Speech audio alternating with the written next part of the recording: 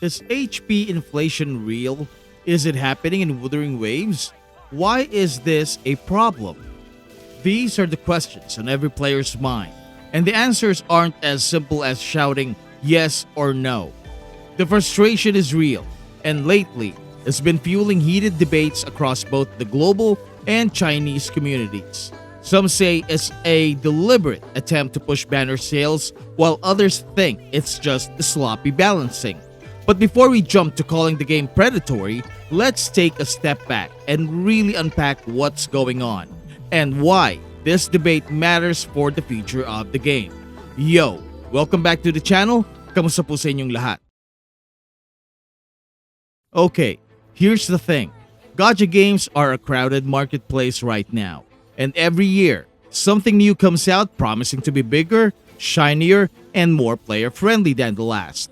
As players, we've become very picky. We want fun combat, good character design, fair monetization, and most importantly, that feeling of satisfaction when we play. If a game stumbles too hard in one of those areas, its community doesn't hesitate to jump ship.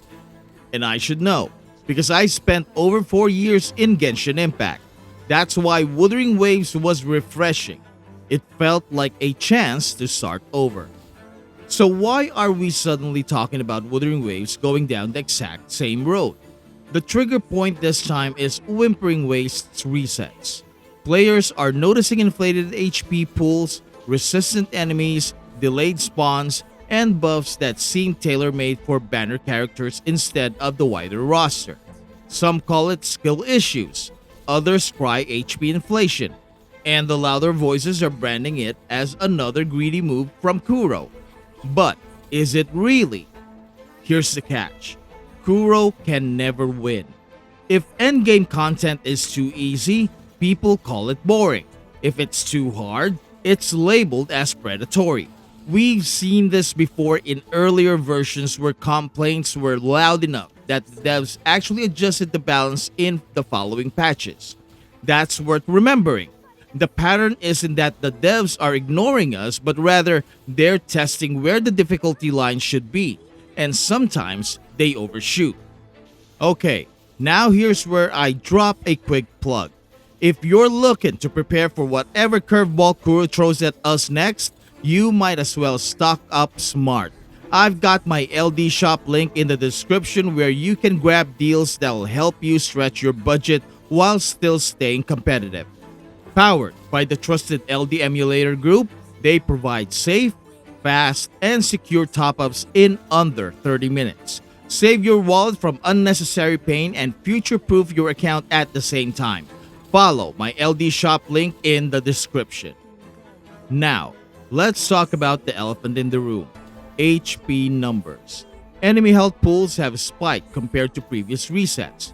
Add on extra resistance to elements, and suddenly characters who were shredding enemies last patch feel like they're throwing paper airplanes instead of actual attacks.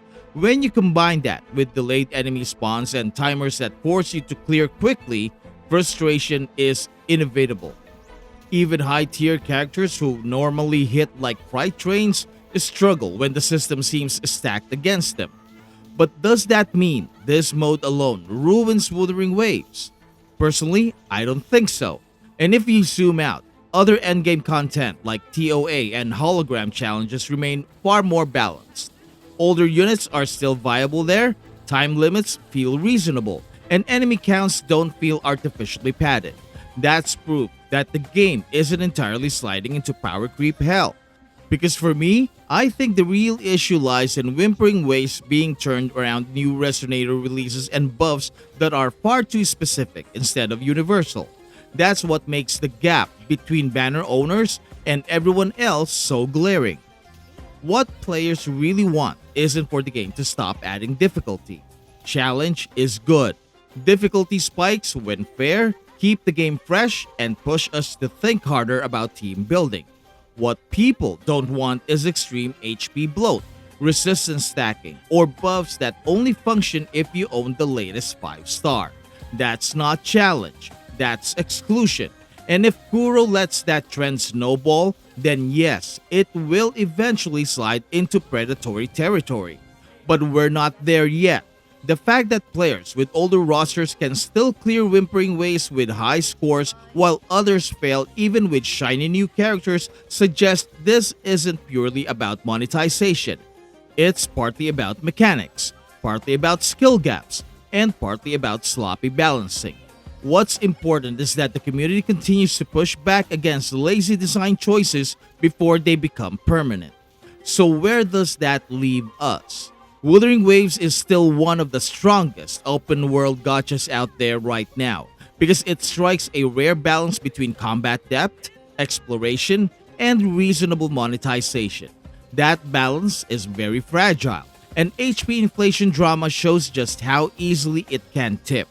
The solution isn't to abandon the game or cry doom, but to voice concerns constructively and push for better optimization. After all, endgame content is supposed to be fun, not a chore. And that's the big takeaway. Don't panic, but don't stay silent either. Games survive on feedback, and if Kuro has shown us anything, it's that they do respond when the community is loud enough. Let's just make sure the message isn't lost in the noise of exaggerated outrage. Constructive criticism, detailed feedback, and persistence are what actually move the needle. Because if Wuthering Waves avoids the traps its competitors fell into, such as unsustainable power creep, meaningless grind, and alienating free-to-play players, it still has the chance to dominate the gacha landscape for years to come and perhaps even redefine what endgame design in mobile gachas should look like. So, you tell me, do you think this is just a bump in the road or the beginning of a downward spiral? Drop your thoughts in the comments and let's keep the conversation going.